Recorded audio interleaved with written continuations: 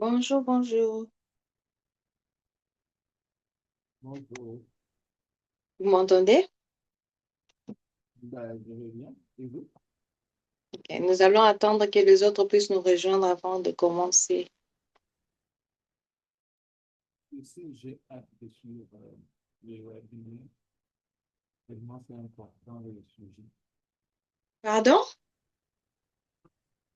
Je dis, j'ai hâte de participer tellement le sujet est très important et d'actualité. Je vous félicite d'ailleurs. Merci beaucoup. Nous sommes contents que vous êtes là. Alors, je ne connais pas les autres là.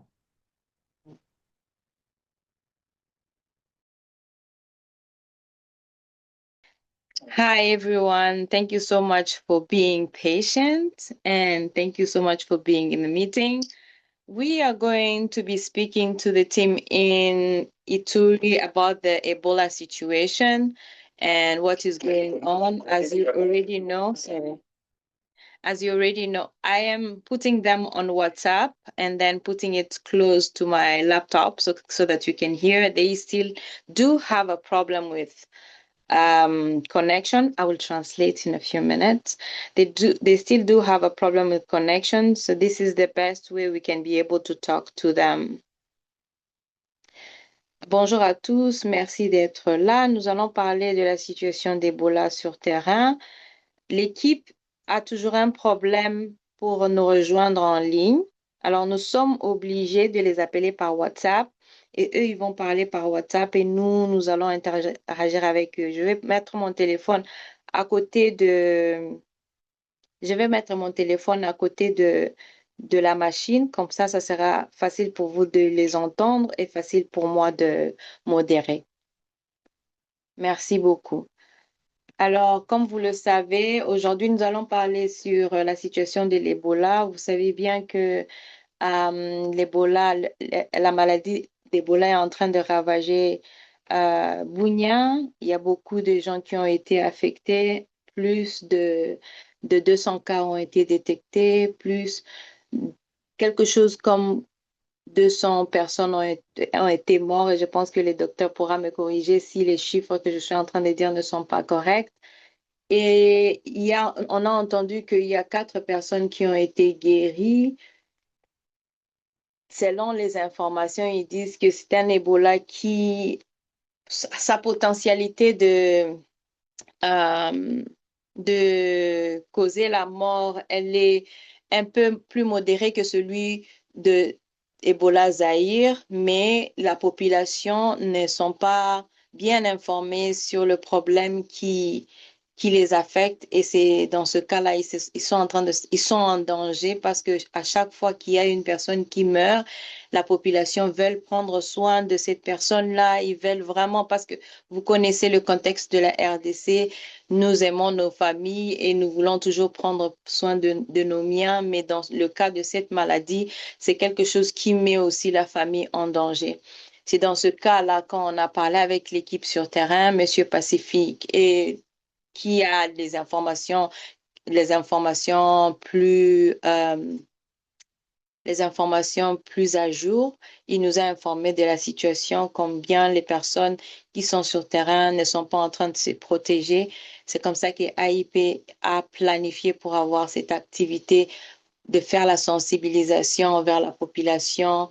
On a entendu qu'il y a des enfants qui ont été affectés, qui sont morts à cause de cette maladie, des personnes en prison qui sont morts à cause de la maladie et les docteurs ne sont pas bien protégés et il y a beaucoup de manques sur terrain. Alors, nous sommes dit que nous parlons avec eux et puis nous allons voir comment nous allons les supporter, quelle aide nous pouvons y apporter. Je vais faire la traduction. Je vais faire une petite traduction, comme ça on va laisser l'équipe parler au lieu que moi je puisse monopoliser la parole.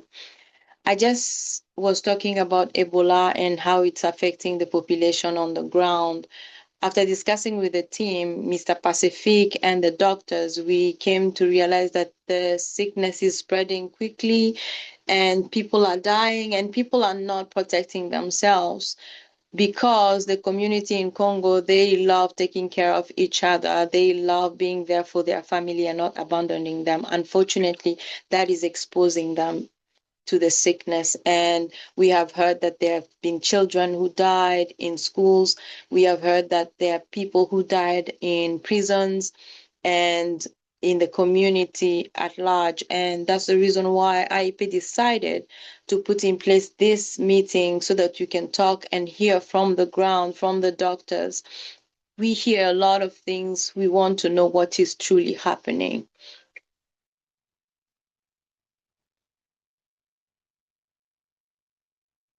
We want to know what is really happening. Monsieur Pacifique, je vais vous passer la parole. Vous allez nous parler de la situation et puis le docteur aussi va parler.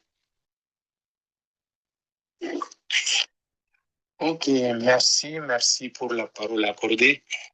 Nous sommes à Bunia, chef-lieu de la province de l'Ituri. Nous sommes là, nous vous entendons. Je pensais que vous allez traduire directement. Ah, non, je vais faire le résumé de ce que vous allez dire. Donc, quand vous aurez parlé... Nous sommes à Bunia, chef-lieu de la province de l'Ituri à l'est de la RDC. Bunia, c'est une ville avec plus d'1 million de la population, divisée en 24 quartiers, 3 communes. Et nous sommes à 80 km de l'épicentre, de là où la maladie d'Ebola a été déclarée pour la première fois. La souche Bungubudio, qui a été déclarée à Mungwalu, 80 km de Bunia, a été constatée après qu'il y ait plus de 4 ou 5 morts de personnes venant de Mungwalu.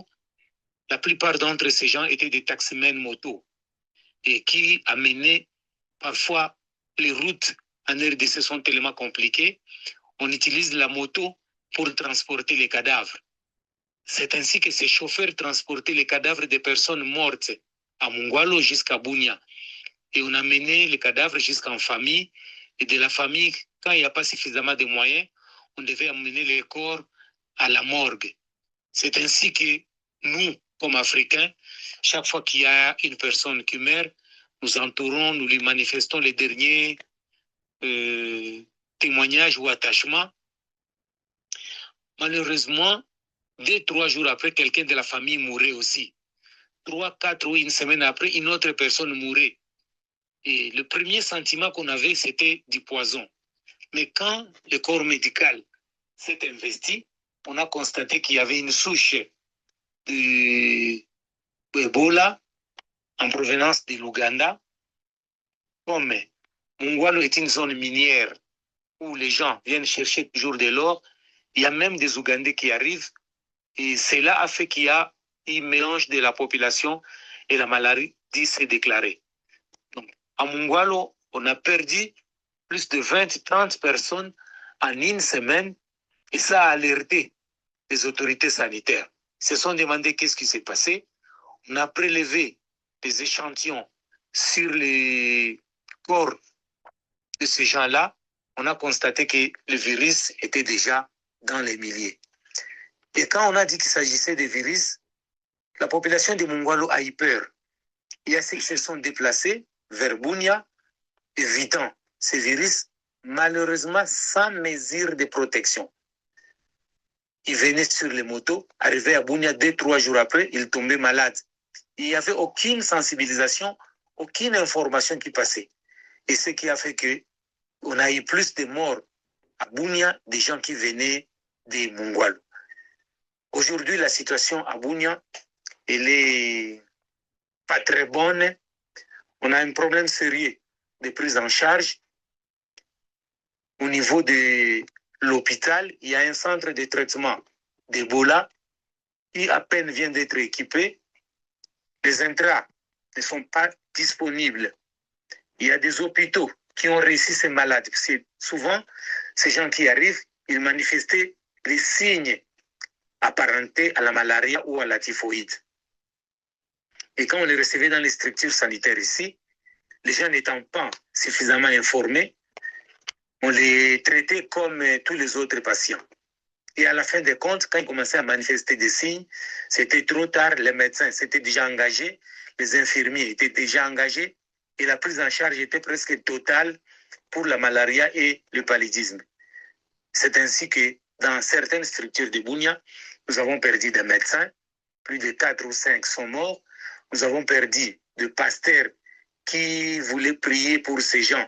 On pensait même aux forces des ténèbres, parce que des morts en cascade en famille, les gens ne pouvaient pas penser que c'était Ebola. Mais plus tard, avec la sensibilisation, les gens ont commencé à comprendre que Ebola existe et qu'il faudrait prendre des mesures préventives. Je peux traduire. Recording in progress. Vous avez mis le, vous avez mis le lien. Hein? Oui. Oui. On peut juste continuer comme ça et puis s'il y a des problèmes, si vous pouvez me faire mute de l'autre côté, comme ça nous on continue ici. S'il y a des problèmes, on va procéder de l'autre côté. C'est bon? Oui, c'est bon. Yes, I just wanted to translate what the team has just said. So just give me a yes. I just wanted to translate what the team has just said. They've just informed us about Bunia. They are in Ituri, which is the central town, the capital city of Bunia.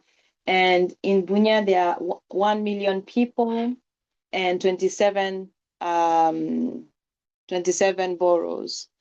And in the boroughs, one of them in Mungwalu, that's where Ebola was discovered. In Mungwalu, there's a lot of there's a mining sector. People are mining there, and due to the mining sector, people coming to work in the mines from Uganda are the ones who came with the disease. And during their stay there, the disease kept spreading. The first discovery was because the motorbikes that were coming from the mining site to the town, about 4 people coming with a motorbike died, and 20 people died in the mining site. And due to that, the team, the doctors felt like there was something wrong in the community. And so they had to do some research and some tests. And after doing that, that's when they discovered that it was a virus. It was the Ebola virus, and that's when they started responding. But as you know, our community is a community that is together. They want to take care of their people. They want to be there for their people. And so every time someone would die, instead of applying the protective measures that have been put in place, the population wants to take care of their deaths. They want to bury them as custom requires. But unfortunately, when they do so, after 21 days, after a couple of days, someone else dies. And so that that was what made them discover that there was a problem and they needed to intervene as quickly. He's also talking about the fact that in the hospitals, there are no protective materials. There's nothing that has been provided for the population to be able to be well treated from the disease. I'm trying to call back again because I think our connection went off.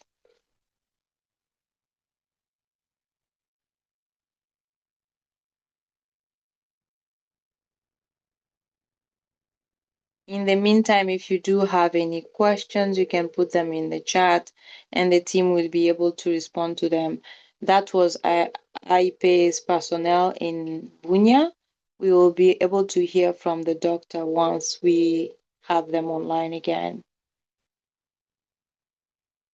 Comme je disais, je suis en train d'essayer de rejoindre encore l'équipe sur terrain. Je pense que la connexion a fait faute et ça a coupé. La personne qui parlait, c'était une personne de AIP qui travaille pour AIP sur terrain. Et quand il va revenir, nous allons pouvoir écouter le docteur qui va nous parler de la situation. Merci pour votre patience.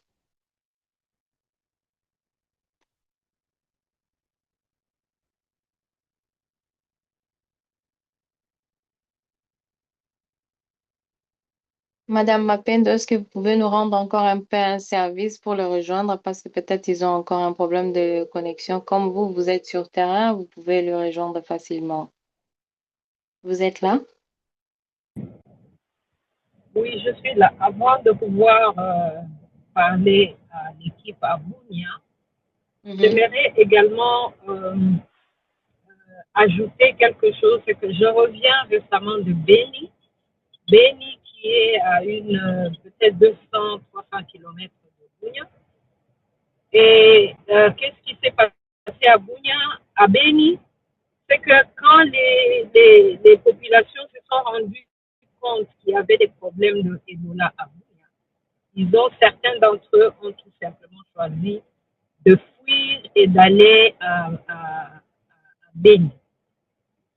Et c'est comme ça que la maladie aussi a été signalée à Beni. Bien que à ce moment-là, c'était déjà maîtrisé, on savait déjà qu'il s'agit de Ebola.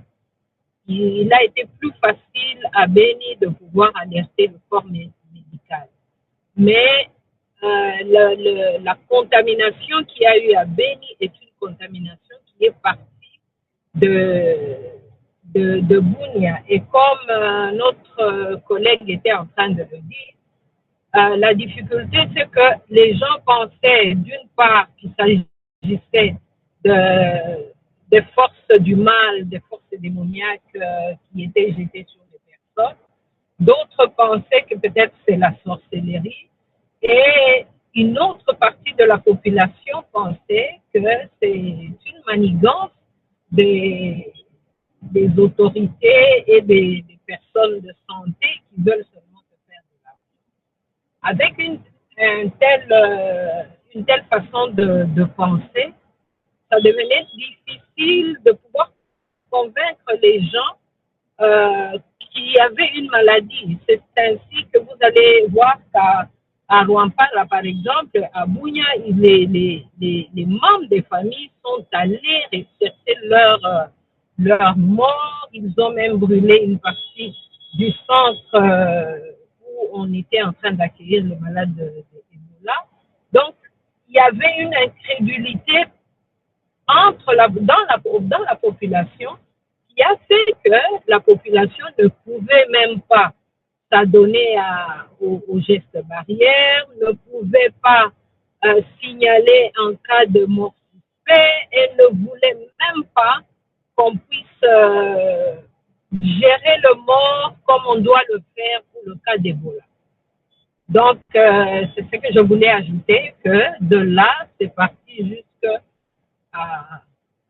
Beni, d'où je reviens, et c'était vraiment très difficile de pouvoir quitter parce que, en fait, la ville était pendant un certain temps un peu en quarantaine. On ne voulait pas qu'il y ait entrée et sortie à partir de cette ville. Donc, je vais maintenant couper pour pouvoir signaler également les amis de Bounia que vous allez vous connecter. Vous allez les appeler d'un moment. Attends, Madame Mapendo, attendez un peu. Est-ce que vous pouvez traduire ce que vous venez de dire en anglais? Et aussi, je voulais vous présenter que Madame Mapendo est la fondatrice de African Initiative Program. C'est pour ça qu'elle est en train d'ajouter sur ce que nous sommes en train de parler aujourd'hui. Merci, Madame Mapendo. Okay, I wanted to add on what Pacific has just shared with us.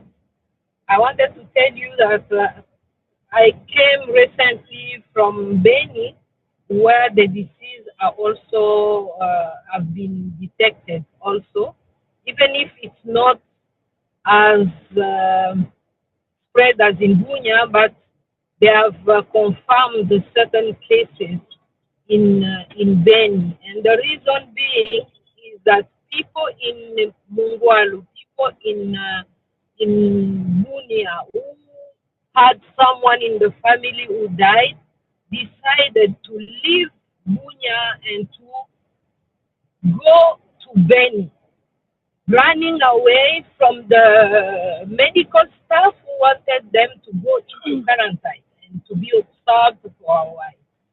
So they ran to Beni, and in Beni we had something like, at this point, it's something like 7 cases of people who have been confirmed that they got that sickness also. And this is due to the fact that at the beginning of the disease, the population didn't want to believe that there is any Ebola. They thought that maybe it's like witchcraft on one side, or the government or the medical wanted to get money from the OMS, and for that they came with this false rumor that there is Ebola.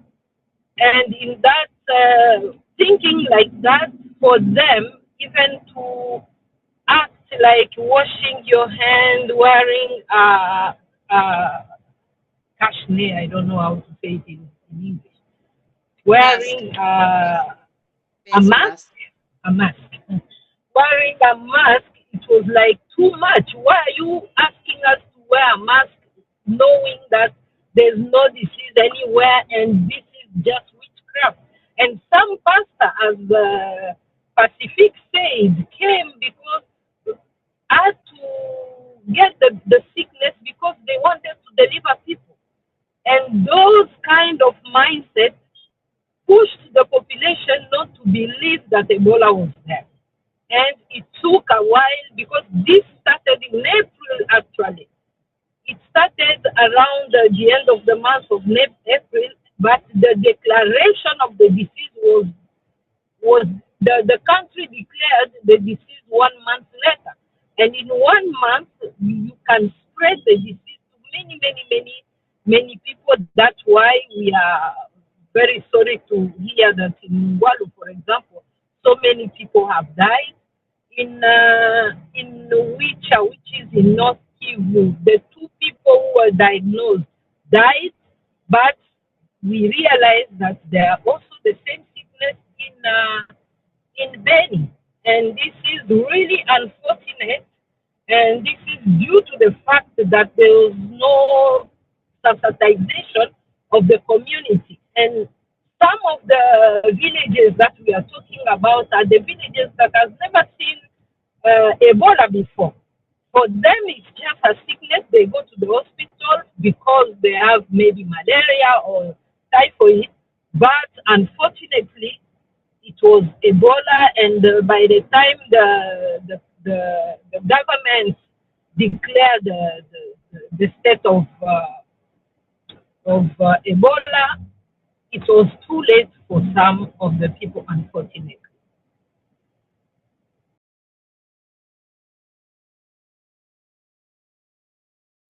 Thank you so much, Madame Mapendo. I think our team is on here. Mr. Pacific, oh, sorry. I will go back to French because our team speaks in French.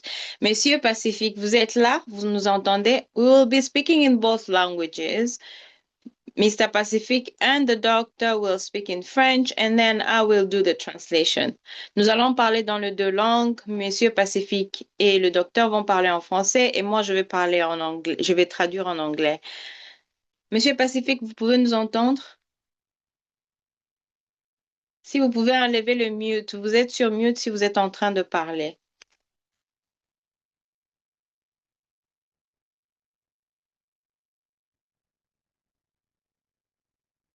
Allô, là maintenant vous nous écoutez très bien?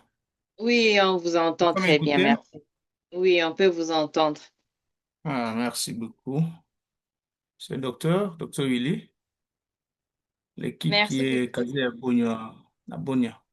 Mhm. Oui, je voulais brosser la situation actuelle dans quelques minutes, accordé. Ça fait déjà Oui, plusieurs merci. semaines que l'épidémie a été déclarée ici dans la province de l'Ituri. Mais le constat est tellement amer sur le terrain ici. Parce que on n'a presque aucun système essentiel qui fonctionne correctement ici à Bonia. Mm. C'est un défi majeur. Il y a quelques centres seulement de traitement.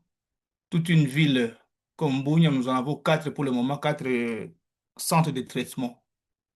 C'est tellement peu par rapport au nombre de communes qu'il y a, par rapport au fait, à la population qui se trouve ici à Bunia.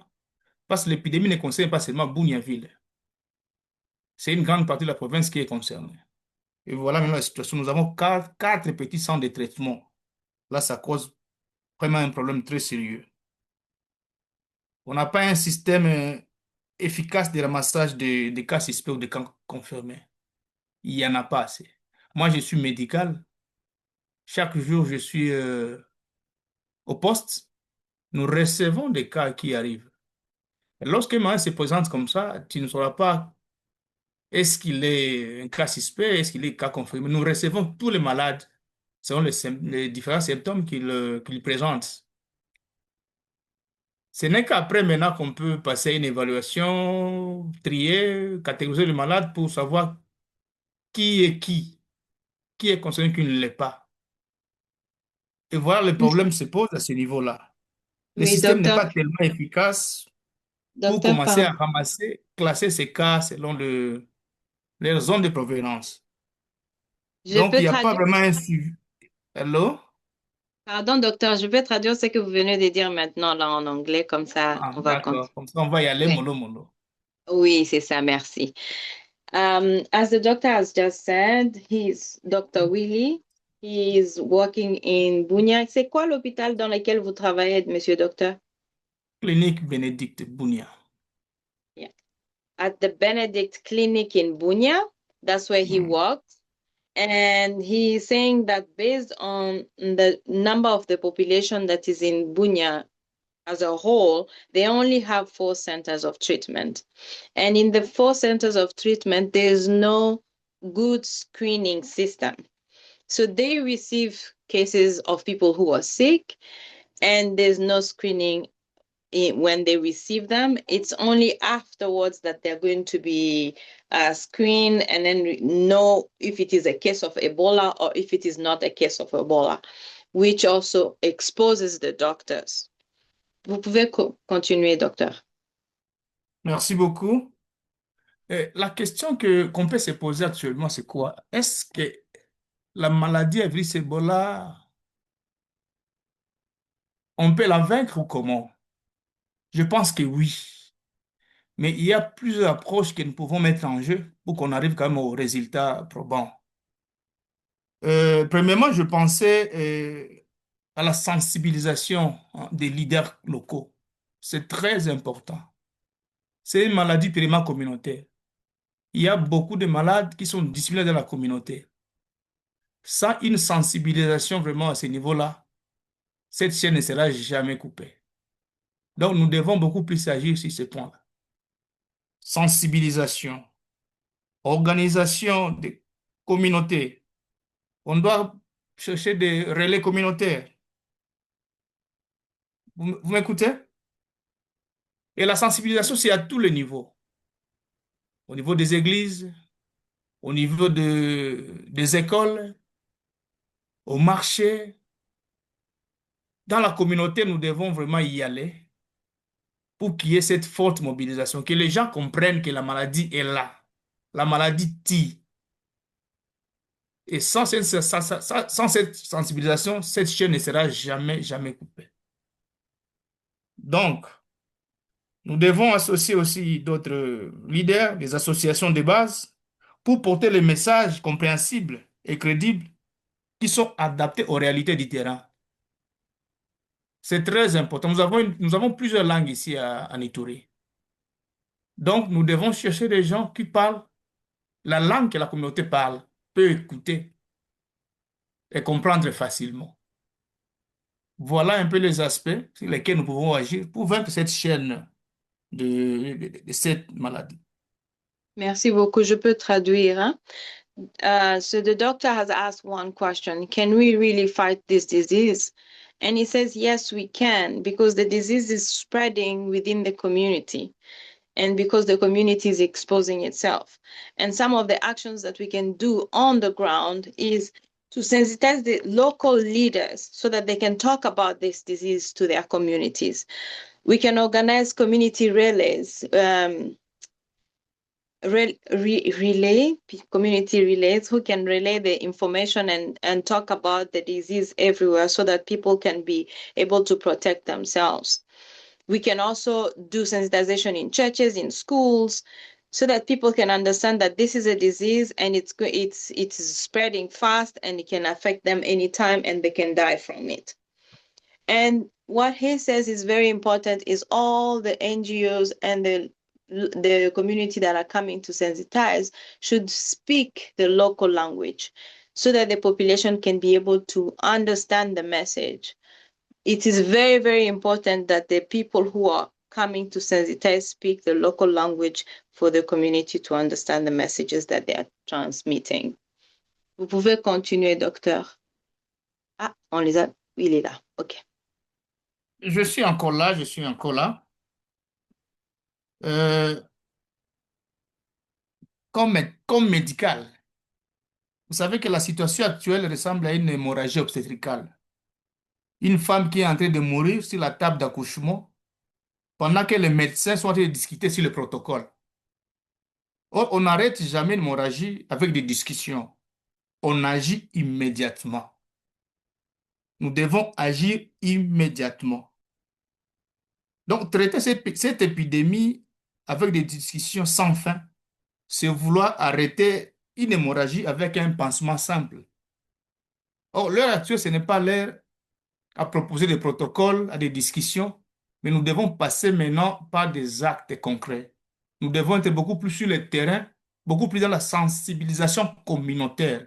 C'est là où il y a vraiment tout un problème, la sensibilisation communautaire. Cette maladie, beaucoup de gens ne la comprennent pas bien. Il y a ceux qui pensent que c'est juste quelque chose qu'on a créé. Il y a ceux qui pensent que c'est... Donc, le médical s'est réuni et ils sont censés dire non, non, nous devons faire quelque chose pour embrouiller un peu la population. Et vous voyez, maintenant, il y a la résistance dans la communauté. Il y a ceux qui acceptent et d'autres non. Quelqu'un, par exemple, qui a déjà perdu 1 ou 2, 3 membres de famille, lui, il comprend que la maladie elle est réelle. Contrairement à celui qui n'a rien perdu jusque-là, il y a toute cette résistance. C'est pourquoi nous devons arrêter l'hémorragie par le biais de la sensibilisation. Nous devons être beaucoup plus sur le terrain. C'est le meilleur traitement, c'est la prévention. Pas le curatif, mais beaucoup plus préventif. Nous devons agir dans la communauté. Merci, madame. Merci beaucoup. Je vais poser une question juste après ma traduction parce qu'on avait entendu, il y a quelque chose qu'on a entendu et j'aimerais que vous puissiez parler là-dessus. Alors, je vais faire la traduction et puis je vais poser la question. So as the doctor says, he says that this is a situation like a woman who's giving birth and is losing blood while giving birth because the sick people who are coming, they are losing blood. And so he's talking about instead of discussing and having a lot of discussions and putting protocols and all these things in place, it's better to be in the ground, in the field, talking to the community, talking to them about protection mechanism and providing them the protection mechanism they should be able to apply so that they can protect themselves. There's been a lot of discussions on how to deal with a sickness instead of dealing directly with the sickness. When you see someone dying, it's not the time to discuss, it's the time to act. That's what he is saying. Another thing he has just said is some people are accepting that this is a deadly disease, especially those who have lost a family member. But those who have not lost a family member, they think that people are just talking and it's not. It's nothing. It's not anything. But those who've seen sick people die, they are open-minded and accept that this is a deadly disease. So we should continue the sensitization. We should continue community sensitization activities so that we can help people understand that this is a deadly disease and it can affect them anytime and they need to protect themselves. Docteur, j'avais entendu que la maladie Bundibugyo et celui de Zaïre celui des Zaïre est plus fatal que celui de Budimbingo. Et on est en train de voir que jusque-là, sur les 200 détectés, si je suis d'accord, il n'y a que 4 qui sont guéris. Quand on regarde le pourcentage des guérisons, ça veut dire qu'il y a donc il y a plus de 80% de fatalité de la maladie. Qu'est-ce que vous en dites? Waouh, ça c'est une belle question, vraiment. Je vous remercie pour ça. Il est vrai que le virus type Zaïre, hein, il est moins virulent. On n'arrive pas beaucoup de décès. Vous m'entendez? Oui, je vous entends très bien, je suis là. Oh oui. Le problème ici chez nous, c'est quoi? C'est la prise en charge. Oh, la prise en charge doit être pluridimensionnelle. Nous, médical, on se base beaucoup plus au traitement, aux soins curatifs, en oubliant que le vrai traitement, c'est la prévention. Et la prévention, là, c'est l'apanage bien de la communauté. Là, c'est la communauté qui doit être impliquée, sensibilisée, pour que chacun y participe et qu'on parvienne à couper cette chaîne-là. Actuellement, il est clair que cette forme, elle est la moins meurtrière. Mais curieusement, il y a peu de malades guéris, contrairement à l'autre. C'est qu'il y a un problème aussi dans la prise en charge. OK. Pacifique vous a dit au début, je me rappelle, vous a dit que les choses ne sont pas tellement bonnes ici.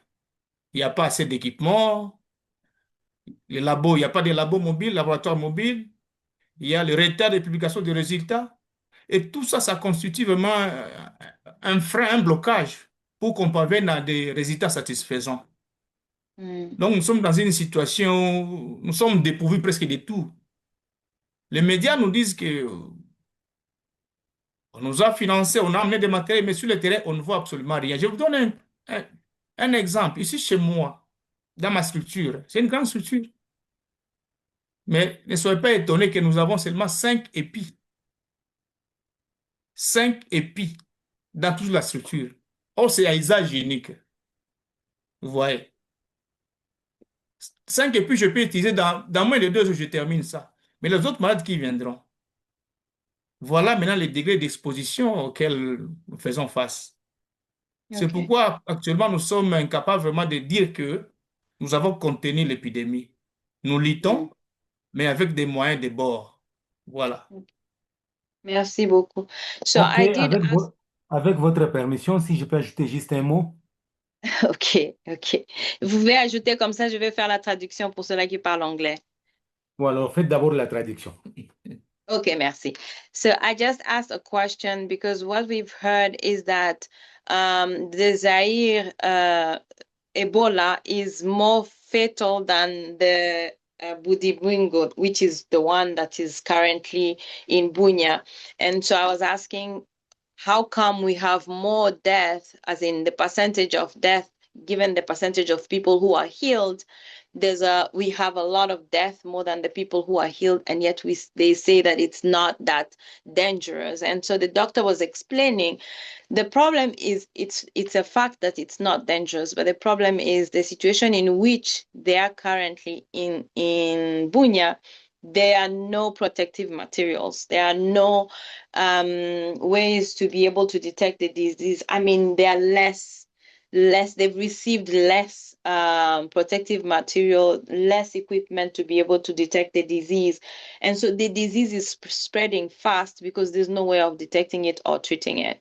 He's talking about his own center where he is right now, and he says he only has a few of protective materials that he's using, and those it's like 5 of them, and the 5 are supposed to be used only once. When you use on a sick person, you throw it. They don't have those materials to protect themselves.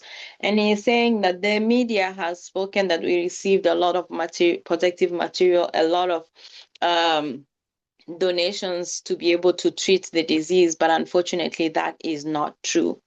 That is not true. What is on the ground is the fact that they cannot contain the disease because they do not have protective materials or they do not have equipment to be able to treat the disease properly. Monsieur Pacific had a question, had something to add. Pacific is a member of AIP who's based in Bunia. Pacific, vous pouvez y aller. Ok, je voulais juste ajouter un mot par rapport à ce que le docteur Willy a dit. L'OMS a précisé que le vaccin n'est pas disponible, ni moins encore les médicaments curatifs pour cette souche de Bungubudio. Donc, notre cheval de bataille, nous comme AIP, c'est de faire de fortes sensibilisations. Vous savez que Bunia et Ituri en particulier est une province conflictuelle. Donc, les gens se jettent la responsabilité d'Ebola sur le dos des tribus. Mm. Donc, pour y arriver, nous devons mener des sensibilisations. Comme il a dit avec les relais communautaires, les leaders communautaires, les faiseurs d'opinion, et entrer dans les communautés, à ce que les leaders de leur communauté leur informent que Ebola n'est pas une magie, c'est plutôt une maladie qui existe et une maladie qui tue. Le dimanche passé, lors de la sensibilisation à l'Église catholique, l'évêque des catholiques a dit ceci: Ebola existe.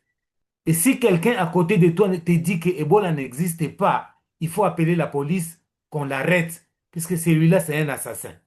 Donc, vous comprenez que certaines souches de la population, lui comme évêque, c'est sûr qu'il a été écouté par les membres de l'Église. Nous-mêmes, on mène des sensibilisations dans les églises. Il y a ceux qui comprennent, il y a ceux qui prennent des mesures préventives, mais aussi il faut renforcer cette sensibilisation. Au niveau des marchés, par exemple, il y a juste quelques cantines. Un marché où vous pouvez trouver 200 000 personnes.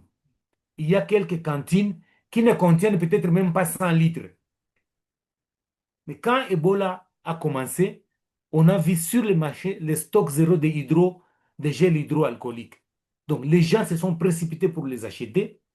Et comme on mené des sensibilisations, on a même ramené de nouveaux stocks pour faire la prévention. Donc, cette maladie étant plus préventive que curative, nous pensons qu'il faut faire vraiment ou chercher des moyens de renforcer cette sensibilisation. C'est ce que je voulais ajouter. Merci. Okay, merci beaucoup. Our team in Bunya has just added some information. He says OMS said that there is no vaccine for this disease. There is no medication for this disease. Since there's no vaccine, there's no medication, then we need to go to the community and talk to them. The thing that they're seeing right now is that that Bunya is a conflicting area. Conflicting people are in conflict, communities are in conflict with each other. So when someone dies with Ebola, the other community fights the other community, thinking that they are the ones who caused the death, or maybe it's witchcraft or something like that. And so AIPE has started sensitizing people and talking to them about the sickness, and it's not something that is led by the community, but rather a sickness that has come to affect all the communities that are present. And one of the things that they did, they sensitized in the Catholic Church last Sunday, and when they were doing the sensitization, the leader of the church spoke to everyone and told them this is a disease, and if someone tells you that it's not a disease, it's some other community, that person wants just to kill. But it is not true that it's something we should ignore. It's something we should take seriously.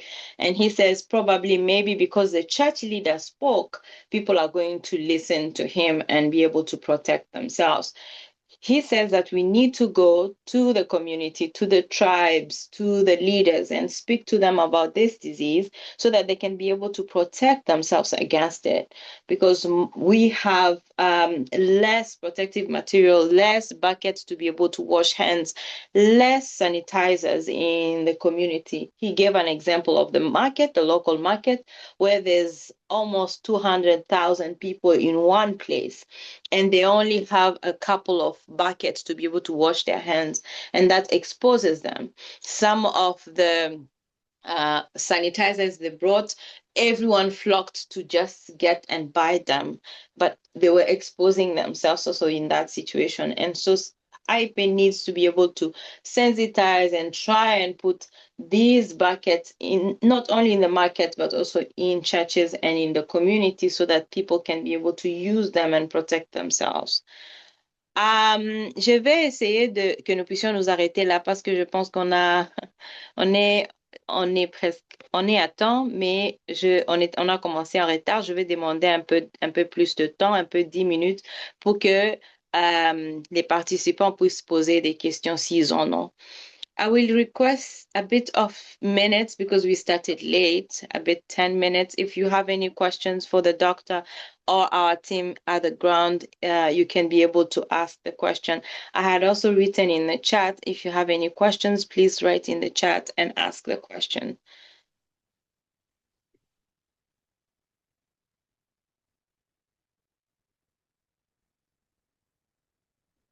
There are no questions so far.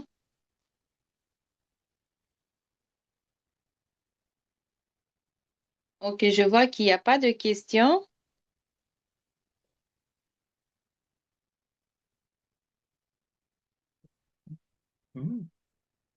Ok, il n'y a pas de questions. Donc, docteur, je vais vous laisser parler encore un peu et Pacifique, et puis on va clôturer la réunion d'aujourd'hui. Merci beaucoup.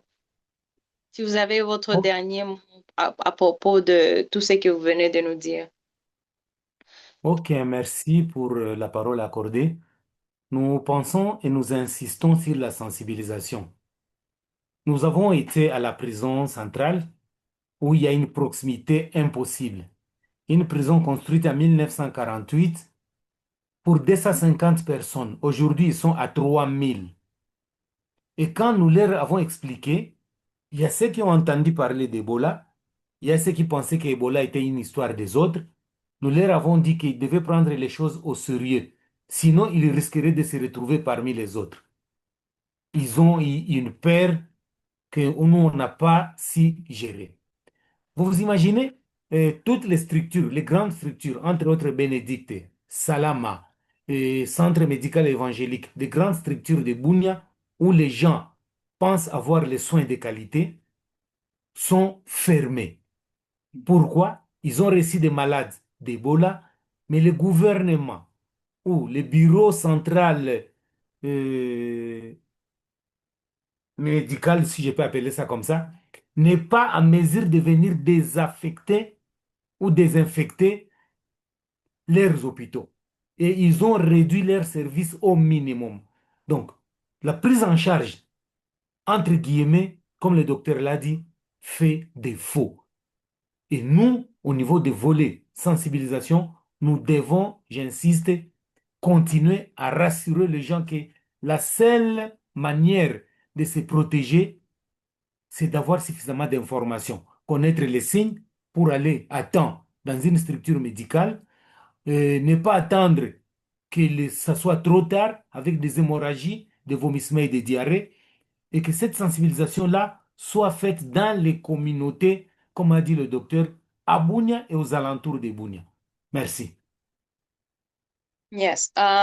So Mr. Pacific was talking about the sensitization that was done this morning. I have shared the picture in the chat about our team that was in the ground doing the sensitization. They went to the prison because in the prison, they built this prison for only 250 people. And right now there's more than 3,000 people living in that prison. And so when they went there to speak with the youth and, you know, all the population, the women, the youth, and the adult men, they were thinking that it was not true. They were just not believing that the disease is true. They just thought it was rumors. But when our team spoke to them, they were so scared and they needed protective materials immediately. But unfortunately, we had some of the protective material that we gave them, but it wasn't enough because, I mean, the people were many in that prison, and so we gave what we had. Again, he insists on talking about what the doctor has just said. There is needs to be able to sensitize the community leaders so that they can be able to talk with their communities about what's happening in Bunia. And there is need for protective materials and for all the hand sanitizers that should be used in place, because even the hospital in place do not have those protective materials or the sanitizers. So this is what they've just said. Docteur, si vous avez un dernier mot, comme ça, on va clôturer la réunion. Merci. Je termine en disant ceci, hein. Dans cette crise, l'État n'est pas notre allié. Il est devenu notre ennemi majeur. Chaque heure perdue ouvre une nouvelle chaîne de transmission. Chaque minute d'inaction prépare à de nouveaux cas de mort. Nous devons agir vite. Merci. Merci beaucoup, doctor. The doctor has just said that this is a disease that has brought a problem in the community. It is time that we start acting. Every time we are just sitting down and not doing anything, we are creating an opportunity for the disease to continue to spread. We need to act now. Thank you so much for participating. This has marked the end of our meeting today. Thank you for coming. If you have any questions that come up later on, please write. We will be able to send the recording afterwards. Merci beaucoup d'avoir participé. Si vous avez des questions après, vous pouvez les envoyer par moi, par mon email. Et nous allons aussi partager la vidéo, ce que nous avons pris pendant la réunion d'aujourd'hui. Merci beaucoup et au revoir. Au revoir. Au revoir, merci.